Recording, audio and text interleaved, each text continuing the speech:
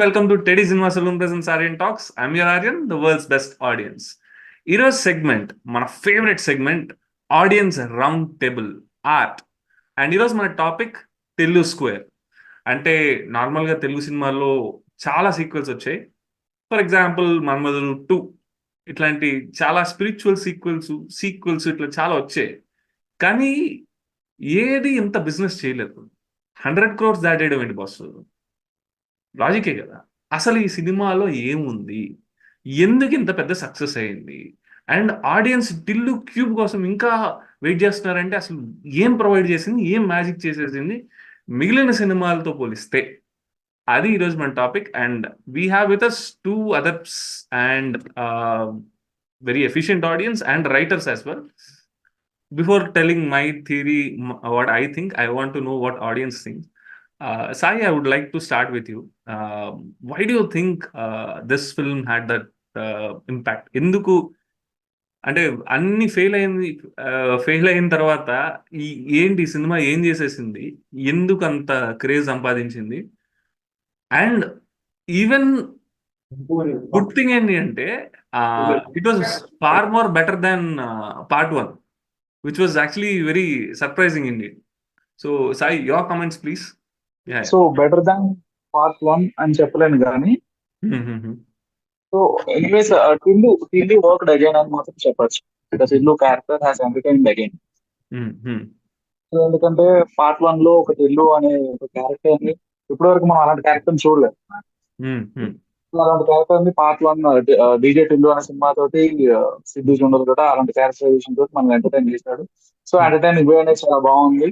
ఆ cinema even theatre release అయినప్పుడే కాదు, ఓటీటీలో రిలీజ్ అయ్యాక స్టిల్ ఇప్పటికీ మాట లేనప్పుడు ఎవ్రీ వీకెండ్ జనాలు ఎంజాయ్ చేస్తుంది. థియేటర్ లోకి వచ్చాడు, అది కూడా పర్ఫెక్ట్ టైం లో వచ్చాడు అనమాట. ఎందుకంటే మనకి సంక్రాంతి తర్వాత మంచి సినిమాలు అనేవి లేవు.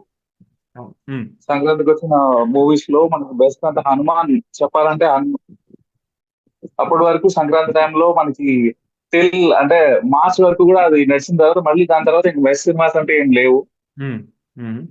సో అదే టైంలో టెల్లు అనేది వచ్చి కూడా మీకు బెస్ట్ సినిమా అని వచ్చింది అనమాట. సో ఇంకా స్టోరీ పరంగా అయితే గనక స్టోరీ ఎలా ఉంది ఏంటి అనేది పక్కన పెడితే అంటే సేమ్ అదే టెంప్లెట్ లో వెళ్ళింది. సో సేమ్ అదే ఫస్ట్ హాఫ్ లో కామెడీ కానీ ఆ క్యారెక్టర్స్ ఎంటర్టైనింగ్ కానీ మళ్ళీ ఇంకొక కొత్త అదేంటి 1 నుంచి 2కి కనెక్ట్ చేసిన పాయింట్స్ కానీ సో ఇవన్నీ కూడా వర్క్ అయింది. బట్ ఇంకొక నాకు అనిపించిన ఒకటి ఏంటంటే స్టోరీ ఇంకొంచెం ఎలాబరేట్ చేసి ఫస్ట్ పార్ట్ లో ఉన్న అది కూడా పెట్టుంటే బాగుండేది అని చెప్పి కొంత క్లైమాక్స్ యాడ్ చేస్తుంటే బాగుండేది అనిపించింది. అంటే క్లైమాక్స్ కొంచెం అలా ఎట్లా అంటే ఫాస్ట్ గా అయిపోయినట్టే అనిపించింది సెకండ్ హాఫ్ నుంచి. సో అట్లా అదొకటి తప్పితే ఇంకా టిల్లు స్క్వేర్ అనేది it's good attempt for the sequel. So Dharani, what is your take on this here? Yes Dharani. Okay Arun. So இப்போ என்னோட பாயிண்ட்ஸ் என்னன்னா, இப்போ பிஃபோர் டிஜே டுலு ஸ்கொயர் பார்க்கறதுக்கு முன்னாடி நான் வந்து ஃபர்ஸ்ட் பார்ட்டே சரியா பார்க்கல. ஏன்னா டிஜே டுலு ஸ்கொயருக்கு வந்து அவ்வளோ ஐப் இருந்துச்சு அந்த படத்து மேல. ஸோ அதுக்கப்புறம் தான் நான் ஃபர்ஸ்ட் பார்ட்டே பார்த்தேன். ஸோ அதுக்கப்புறம் எனக்கு ஃபர்ஸ்ட் பார்ட்டை பார்த்தோன்னதே எனக்கு புரிஞ்சிச்சு, இப்போ நம்ம டைமிங் ஆஃப் ரிலீஸ்னு ஒன்று இருக்கு. ஸோ இப்போ நீங்க ஜாதி ரத்னம் பார்த்தீங்கன்னா கரெக்டாக அந்த கோவிட் டைம்ல அந்த படம் வந்து ரிலீஸ் பண்ணியிருப்பாங்க. ஸோ இப்போ கோவிட் டைம்ல மோஸ்ட்லி நம்ம எல்லாருமே அந்த டார்க் ஃபேஸ்ல தான் இருந்தோம். ஸோ நம்மளுக்கு ஹியூமர்ஸ் கொஞ்சம் இருந்தா கூட நல்லா இன்ட்ரெஸ்டிங்கா இருக்கும்னு சொல்லி ஸோ அதுக்கேற்ற மாதிரி அந்த படம் ரிலீஸ் பண்ணாங்க. இப்போ ஜாதி ரத்னம் பாத்தீங்கன்னா இன்ட்ரெஸ்டிங் கேரக்டர்ஸா இருக்கும், வைல்டு காமெடிஸ் இருக்கும், ப்ராப்பரா பேக்கேஜ் பண்ணியிருப்பாங்க அந்த ஃபிலிம்ஸ். ஸோ அப்பதான் எனக்கு தெரிஞ்சிச்சு, ஸோ இந்த படத்தோட இன்ஸ்பிரேஷன் தான் டிஜி டில்லோட ஃபர்ஸ்ட் பார்ட்டா இருக்கும்னு நினைச்சேன். ஏன்னா நீங்க அதுலயும் அதே மாதிரி தான் இருக்கும், கொஞ்சம் கிரைம் இருக்கும், அதே மாதிரி கேரக்டர்ஸ் வந்து இன்ட்ரெஸ்டிங்கா இருக்கும், காமெடிஸும் கொஞ்சம் வைல்டா இருக்கும். ஸோ அதோட பஸ் வந்து ரொம்ப அதிகமா கிரியேட் ஆச்சு டிஜே டில்லு 1க்கு. ஸோ இப்போ சீக்வல்ஸ் பண்ணும்போது ரொம்ப கஷ்டமா இருக்கும். ஏன்னா நம்ம அந்த அளவுக்கு ஐ கொடுத்துருக்கோமோ அதே அளவுக்கு நம்ம திரும்ப அந்த ஐயை வந்து மெயின்டைன் பண்ணணும், இல்லை அது ஈக்குவலாக தான் ஆடியன்ஸை சாட்டிஸ்ஃபேக்ஷன் பண்ணணும். இப்போ டிஜி டில்லு ஸ்கொயர்ஸ் வந்து என்னன்னா எனக்கு ரொம்ப பிடிச்சிருந்துச்சு படம். ஃபர்ஸ்ட் நான் ஏன் அந்த படம் பிடிச்சிருந்துச்சுன்னா main reason screen play. So screen play structuring. So இப்போ அந்த படத்தோட ஸ்கிரீன் பிளே ஸ்ட்ரக்சரை நான் எப்படி வந்து கம்பாரிசன் பண்றேன், திருஷ்யம் 1 அண்ட் திருஷ்யம் 2 இருக்கு. இப்போ திருஷ்யம் 1ல பாத்தீங்கன்னா நீங்க ஹீரோட கான்ஃபிளிக்ட் ஃபுல்லா வந்து ரிசால்வ் ஆயிடும். ஸோ ஹீரோ வந்து ஓகே இதுக்கப்புறம் எதுவும் ப்ராப்ளமே இருக்காதுன்னு நினைப்போம். பட் அதோட கான்ஃப்ளிக்ட் வந்து என்னன்னா செகண்ட் பார்ட்ல வந்து அவனுக்கு திரும்பி ஒரு கான்ஃப்ளிக்ட் வந்து ரைஸ் பண்ணி விட்டுரும். ஸோ டிஜே தில்லு ஸ்கொயர் வந்து அதே மாதிரி தான். இப்போ ஃபர்ஸ்ட் பார்ட்ல வந்து கான்ஃப்ளிக்ட் எல்லாம் முடிஞ்சிரும்னு நினைப்பான் ஹீரோ. பட் செகண்ட் பார்ட்ல வந்து பார்த்தா அதோட கான்ஃப்ளிக்ட் வந்து இந்த பார்ட் வந்து தொடர்ச்சியா ஆக்கி விட்டுரும். ஸோ அது ஒரு மெயின் ரீசன். இப்போ அதே மாதிரி வந்து ஹாலிவுட் ஃபிலிம்ஸ்ல வந்து terminate yeah one second Dharani so audience I want to translate this ఇది కొంచెం తెలుగులో ట్రాన్స్లేట్ చేస్తాను వాట్ ఓకే ధర్ని ఏమంటున్నాడంటే there are two things here ఇందాక సాయి చెప్పినట్టు timing is a crucial thing మనకి జాతిరత్నాలు రిలీజ్ అయిన టైంకి మనందరం ఒక నీడ్తో ఉన్నాం, మనందరం ఒక డిప్రెసివ్ స్టేట్లో ఉన్నాం యాజ్ అ సొసైటీ. అట్లాంటి టైంలో మనం దేనికైనా నవ్వచ్చు అనే సిచ్యువేషన్ లో ఉండేసరికి జాతిరత్నాలు సినిమా వచ్చింది and we laughed and it become a huge hit. అట్లాగే డీజే టిల్లు కూడా ఒక పర్ఫెక్ట్ టైమింగ్ తో వచ్చింది. సో మనందరికి ఎక్కేసింది. క్యారెక్టర్ కూడా ఇంట్రెస్టింగ్ గా ఉండడంతో మనందరికి ఎక్కేసింది. On top of it Dharani ఏమంటున్నాడంటే దృశ్యం సినిమాలో లాగా కాన్ఫ్లిక్ట్ ఏ సినిమాకి ఆ సినిమా సెపరేట్ కాన్ఫ్లిక్ట్ ఉంటుంది. సో ఆ కాన్ఫ్లిక్ట్ అక్కడితో ఫినిష్ అవడంతో మనందరికి ఒక కైండ్ ఆఫ్ సాటిస్ఫాక్షన్ ఇస్తుంది అనేది Dharani point. Correct me if I'm wrong Dharani. Yeah, TJ Tillu also. The TJ Till hero will be the resolve this conflict. But the twist is in second part. Second, again the rising the conflict from the what the first part is facing the problem. So kind of the screenplay structuring people will be interesting because of the while the sequel audience will be like a familiar story concept, but we need to give the some different feelings of emotion. Same similarly you can take example as a Terminator 1 and Terminator 2 Judgment Day. So if you watch Terminator 1, the like evil robot motive is to kill the person. Terminator 2 also same motive, evil robot to kill the person. But approaching of the film will be like first part will be like majorly focus on the kind of love emotion like between like Sarah and Kaylee. But yeah, in second part you can see the emotion is a family emotion between Arnold and small boy and Sarah. So while you changing like a designing principle, it will be creating a new feel to the audience.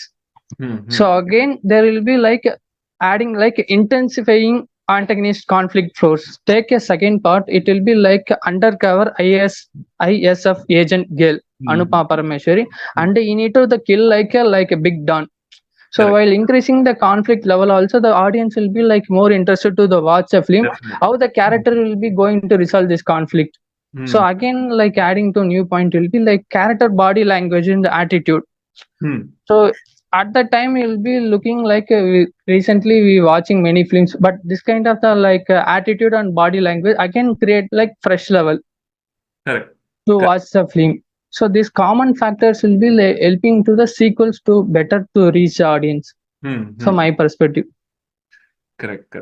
So వీళ్ళిద్దరూ చెప్పిన తర్వాత ఇంకా మనం కొత్తగా చెప్పేది ఏం లేదనిపించింది. But still నేను కొంచెం ట్రై చేస్తాను. సి డీజే టిల్లు స్క్వేర్ కి ఒక దరిద్రమైన విషయం ఏం జరిగింది అంటే Instagram. That's a sad whatever happened on Instagram for Tillu square it is saddening to the least I would సే.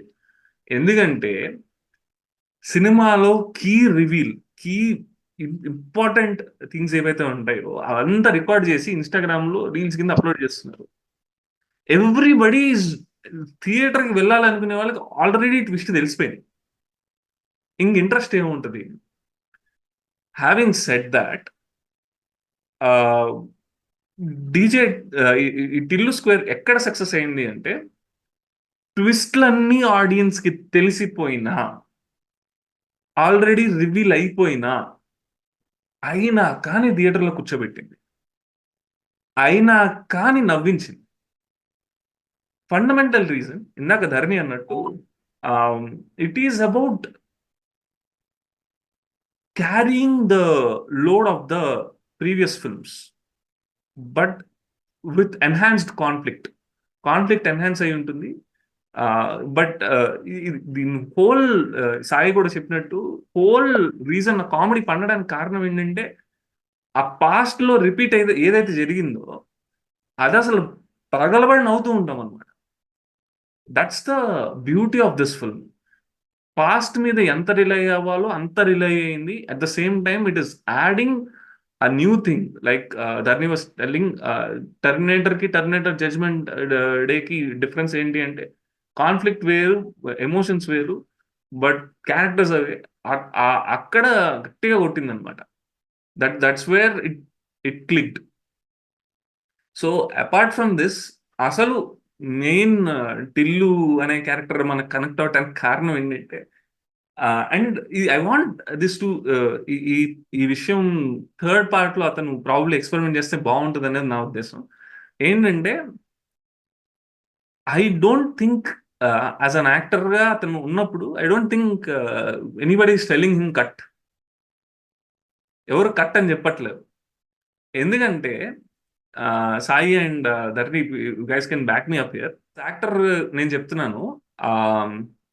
ఏంటి అంటే ఇప్పుడు let's say there is a dialogue, నేను ఇది చేస్తున్నాను అనే డైలాగ్ ఉందనుకోండి.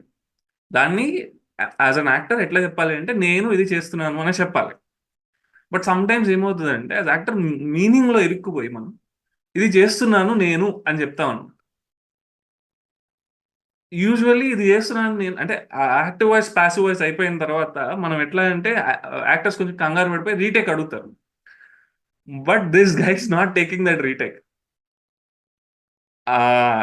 అదేంటి మీకు ఒక one of the popular dialogue అంటే రాధిక నన్ను ఎందుకు నమ్మలేకపోతున్నావు నువ్వు చెప్పు అంటే వాడు తిరిగి వెంటనే చెప్పు అంటాడు. ఎస్, సో చెప్పు. చెప్పు అది అది ఏ స్క్రిప్ట్ లో రాయరా డైలాగ్ ని. Nobody can right that. వాడు ఆ జోన్ లో ఉండి వాడు వాడు చెప్పేశాడు అంతే. యాజ్ యాక్టర్ వాడు ఫీల్ అయిపోయి వాడు చెప్పేశాడు అంతే. సో ఇది nobody can write such things at all. So నేనేమంటున్నానంటే యాజ్ అన్ యాక్టర్ ఇతను ఎంత ఫ్రీడమ్ అయితే తీసుకున్నాడో, which is making the whole film work actually. 2 parts. Second part లో కూడా అసలు కొన్ని కొన్ని అయితే ఒక సీన్ ఉంటది, ఇలా అంటాడు అనమాట, touch this thing and that was beautiful అసలు నన్ను అడిగితే. సో ఈ ఫ్రీడమ్ ఏదైతే ఉందో టిల్లు క్యూబ్ లో అందరు యాక్టర్స్ కి ఇచ్చిండే బాగుండేది అనిపిస్తుంది. అంటే ప్రతి యాక్టర్ కి వాడు వాడి పొటెన్షియల్ ఫుల్ ఎక్స్ప్లాయిట్ చేసుకోండి, నేను కెమెరా పెడతా, నేను రికార్డ్ నొక్కుతా, మీ ఇష్టం మీరు చేసుకుని పోండి అంటుంటే ఇంకా బెటర్ గా ఉంటుంది అనేది నా understanding. But especially father character, ఏంటది ఫాదర్ క్యారెక్టర్ కి ఇంకా ఫాదర్ బాగుంటుంది. క్యారెక్టర్ అండ్ జనార్దన్ గారు చాలా బాగా చేస్తారు. What ever is bringing out అసలు